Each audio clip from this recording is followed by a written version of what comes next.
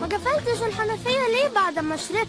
مالكش دعوة، مالكش دعوة. المية يا جماعة، المية. ليك انت طول اليوم جنب الحنفيات كده اهو. بيس يا مان بيس.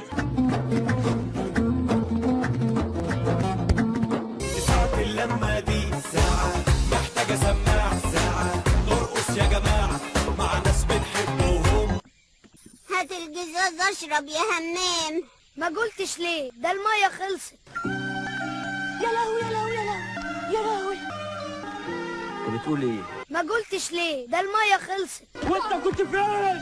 كنت فين؟ شفتهم بعينيا، شفتهم بعينيا وما لحقتش اعمل حاجة. واني كمان خلصت الجزازة بتاعتي. ايه يا عم اليأس اللي انت عايش فيه ده؟ شوف، هو واحد فقط اللي بلجأ له في المواقف الصعبة دي. طب يلا يلا احسن اني عطشان قوي. المية في الحنفية دي بتكون متلجة. يا مالها بردت كده ليه؟ يا خبر، دي المية قطعة. يعني على بختي وبختك يابا. عشتني بيه وغدر بيا. ومين ده؟ حببني فيه وسابني يابا. وطي صوتك بس.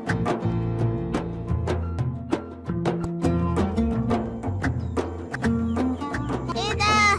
كل الجولة الفاضية؟ لا ده انتوا جايين لي انا بقى. يا امي يا امي. قلت نملة الأولى، نملة الأولى، نملة الأولى. طب تعالوا نتشارك ونجيب كورة نلعب بيها مع بعض. فكرة حلوة، وكل واحد فينا ياخدها بيته يوم. وانا بقى هاخدها يومين. يا سلام، اشمعنى؟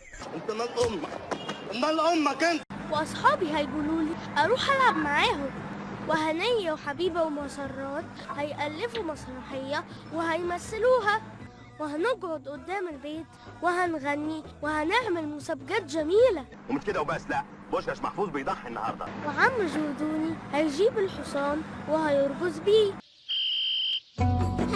كله الا الجري، محدش يقدر يسبقني فيه ابدا. يا ابن العرس. الواد الغشاش ده عجبني.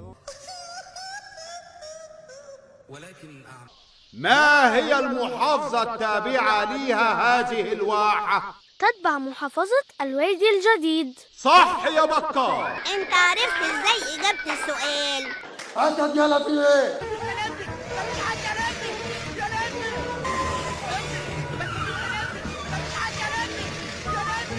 انت اتخرجت من كلية ايه بقى؟ من كلية الفنون الجميلة، قسم نحت. ودي تشتغل بيها ايه؟ بنا؟ لا. حاسب يا حسونة، هتتخبط كده. بطل بقى يا فارس. اني الحاج عليا اني بساعدك. لا يا حبيبي، انت عاوزني اخسر عشان تقول لي هتدوري. باي عليك. يا لئيم انت يا لئيم. انا عاطف جلمبي اللي كنت قاعد معاكم في نفس الفصل. مش فاكرك يا اب. اهلا بابو الصلاح. الله يخليك.